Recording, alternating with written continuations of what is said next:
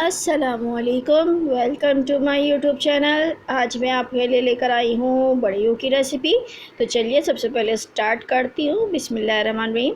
سب سے پہلے میں نے لیے ہے 1 کپ چنے کی دال لی ہے۔ اس کو میں نے 1 گھنٹے کے لیے بھگو دیا تھا، 1 سے 1.5 گھنٹے کے لیے بھگو دیں۔ تو اب میں اس کو یہ پیس لیا ہے میں نے اس کو۔ اب میں اس میں یہ چکن کا میں نے قیمہ لیا ہے، اس کو بھی بالکل باریک ہم نے قیمہ بنا لیا تھا، یہ اس میں ڈالوں گی۔ یہ میں نے 1 کپ جو ہے قیمہ لیا ہے۔ اب میں اس میں ہری مرچیں بالکل باریک کٹی ہوئی وہ ڈال رہی ہوں، تھوڑا سا پودینہ ڈالوں گی خوشبو کے لیے۔ اب میں اس میں ڈالوں گی پسی ہوئی لال مرچ، یہ جائے گا اس میں۔ ساتھ میں اس کی 1 چمچ نمک ڈال رہی ہوں، ہلدی پاؤڈر آدھی چمچ ڈلے گا، گرم مسالہ پاؤڈر کٹی ہوئی لال مرچ ڈلے گی 1 چمچ، پسا گرم مسالہ یہ بھی جائے گا 1 چمچ۔ ان سب کو اچھے طریقے سے مکس کر لینا ہے۔ مکس ایسے کرنا ہے کہ ہر چیز جو ہے وہ اچھے طریقے سے مکس ہو جائے، جو بھی ہم نے اس میں انگریڈینٹس ڈالے وہ مکس ہو جائے۔ اب میں نے گیلے ہاتھوں کی مدد سے، یہ میں نے گیلے ہاتھ کر لیے تھے، اس کو میں اب جو ہے نا گول گول کوفتے بناؤں گی اس کے، جس طریقے سے لڈو بنائے جاتے ہیں اسی طریقے سے۔ یہ دیکھیں اس کو گول کر لینا ہے اور یہ لڈو اس طریقے سے کوفتے بن جائیں گے۔ یہ دیکھیں اس طریقے سے میں یہ سارے کوفتے بنا لوں گی۔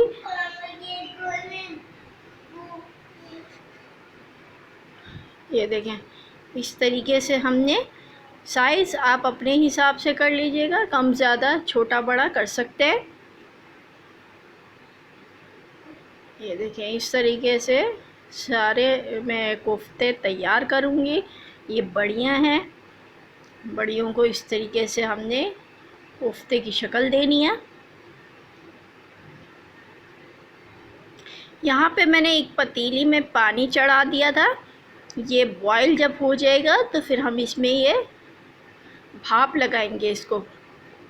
یہ دیکھیں یہ میں نے سارے بڑیاں جو ہے وہ تیار کر لی ہیں۔ پانی بوائل ہونا شروع ہو گیا ہے۔ اب میں ایک چھلنی میں، جس میں سوراخ ہوتے ہیں، اس میں اس کو جو ہے نا رکھوں گی۔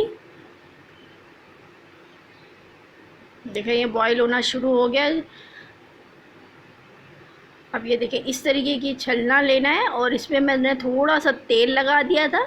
اب میں اس میں ساری بڑیاں رکھ دوں گی اور پھر اس کو بھاپ لگاؤں گی، صرف 10 سے 15 منٹ کے لیے، زیادہ نہیں، 10 سے 15 منٹ میں اس میں بھاپ لگ جائے گا۔ گریس میں نے اسی لیے کیا تھا تاکہ یہ جو بڑیاں ہیں یہ چپکے نہ۔ یہ دیکھیں میں نے رکھ دی ہیں، 10 سے 15 منٹ کے بعد دیکھتے ہیں، یہ دیکھیں بھاپ لگ چکی ہے، اس میں بھاپ آ چکی ہے اور یہ تیار ہے۔ چمچ کی مدد سے ہم اس کو سب کو نکال لیں گے اور ان کو ٹھنڈا کرنے کے لیے رکھیں گے۔ یہ گرم گرم نہیں ڈالی جاتی سالن میں، اس کو ہم ٹھنڈا کریں گے ہوا میں اور پھر ہم اس کا جو ہے گریوی بنائیں گے اس کی۔ یہ دیکھیں اس طریقے سے یہ بالکل ریڈی ہو گئی ہے، بھاپ لگ چکی ہے۔ اس کو ہوا میں رکھنا ہے ٹھنڈا ہونے کے لیے۔ یہاں میں نے ایک پتیلی لی ہے، اس میں نے ڈالی ہے 2 عدد پیاز، یہ باریک کٹی ہوئی میں نے پیاز ڈال لی ہے۔ گریوی بناؤں گی اس کی میں، شوربے والا سالن ہوگا اور نہایت ہی مزیدار بنے گا۔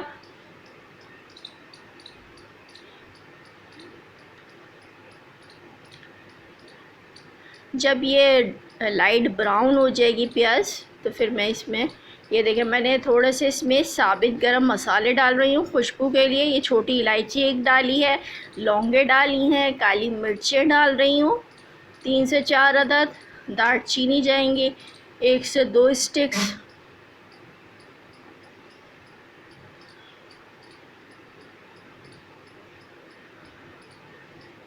یہ بڑی الائچی میں نے 1 ڈال دی ہے، جو ثابت سارا گرم مسالہ ہوتا ہے وہ میں نے ڈال دیا تھا خوشبو کے لیے۔ اب میں نے اس کو پیاز کو اتنا براؤن کرنا ہے کہ یہ لائٹ براؤن ہو جائے، ڈارک براؤن نہیں چاہیے، صرف لائٹ براؤن چاہیے۔ یہ دیکھیں یہ لائٹ براؤن ہو گئی تھی، تو میں اب اس میں ٹماٹر ڈالوں گی۔ یہ میں نے 2 عدد ڈالے ہیں ٹماٹر، میڈیم سائز کے۔ ان کو بھی تھوڑا سا پکانے کے بعد اب میں اس میں چیزیں ایڈ کر رہی ہوں، مسالے۔ یہ میں نے لہسن ادرک کا پیسٹ لیا ہے، یہ 2 ٹی اسپون لے رہی ہوں۔ نمک جائے گا اس میں 1 چمچ، 2 چمچ میں لال مرچ پاؤڈر کے لے رہی ہوں، 1 چمچ دھنیا پاؤڈر، 1 چمچ ہلدی پاؤڈر۔ اس کو ہم اچھے سے مکس کریں گے، پانی ہم فوراً نہیں شامل کریں گے، تھوڑا سا پہلے اس کو ہم مسالے کو بھونیں گے تاکہ یہ جو کلر ہے، جو ریڈ کلر آتا ہے وہ اس پہ آئے، ورنہ کلر نہیں آتا سالن میں اکثر اگر ڈائریکٹ پانی ڈال دیا جائے مسالوں کے ساتھ۔ اب میں اس میں تھوڑا سا پانی شامل کروں گی تاکہ یہ جو پیاز اور جو ٹماٹر ہے وہ تھوڑا سا گل جائے۔ 15 منٹ کے لیے رکھوں گی میں اس کو پکنے کے لیے۔ 15 منٹ کے بعد اس کو چیک کرتی ہوں، یہ دیکھیں ٹماٹر بھی ہمارے نرم ہو گئے ہیں اور ساتھ میں جو پیاز تھی وہ بھی نرم ہو گئی۔ اس کو چمچ کی مدد سے اچھے طریقے سے میش کریں، پیاز اور ٹماٹر بالکل ہی میش کرنے ہیں، یہ نظر نہیں آئے۔ یہ دیکھیں میں نے اچھے طریقے سے ان کو میش کر لیا تھا، یہ دیکھیں اس طریقے سے ہم نے میش کرنا ہے۔ یہ میں نے دیکھیں یہ ہوا میں رکھی تھی تو دیکھیں ان کا کلر بھی کتنا خوبصورت آ گیا ہے، گولڈن کلر آ گیا ہے۔ اب میں اس مسالے میں ڈال دوں گی۔ مسالے میں ڈالنے کے بعد پھر اس کی بھنائی ہوگی۔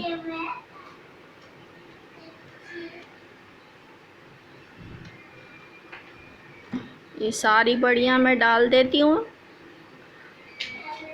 اور اس کو میں اب اچھے طریقے سے بھونوں گی، بھنائی کروں گی ان کی، اور یہ ٹوٹیں گی بھی نہیں۔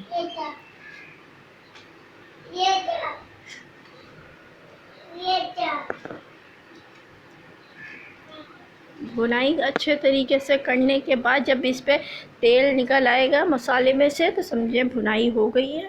یہ دیکھیں اس طریقے سے بھنائی کر دی ہم نے، یہ میں نے بھنائی ہو چکی ہے اس کی۔ اب میں اس میں پانی شامل کروں گی۔ پانی اتنا ڈالنا ہے کہ کیونکہ ہم نے اس کو پکانا ہے 1 گھنٹے کے لیے۔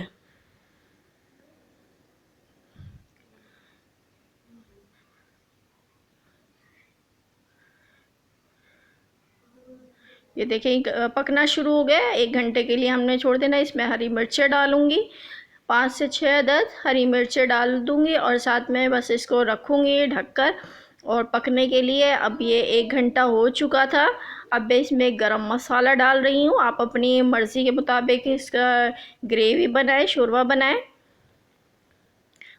میرے حساب سے یہ بالکل صحیح ہے، پرفیکٹ ہے۔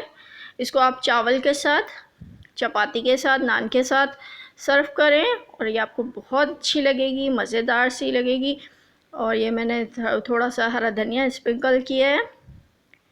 اب میں آپ کو چیک کراتی ہوں کیا یہ جو بڑیاں ہیں جو کتنی زیادہ نرم بنی ہیں، بالکل بھی اندر سے بالکل بھی سخت نہیں ہوگی۔ یہ دیکھیں بہت سافٹ ہیں اور ان کو آپ انجوائے کریں، کھائیں۔ ملتی ہوں نیکسٹ ریسیپی کے ساتھ، تب تک کے لیے اللہ حافظ۔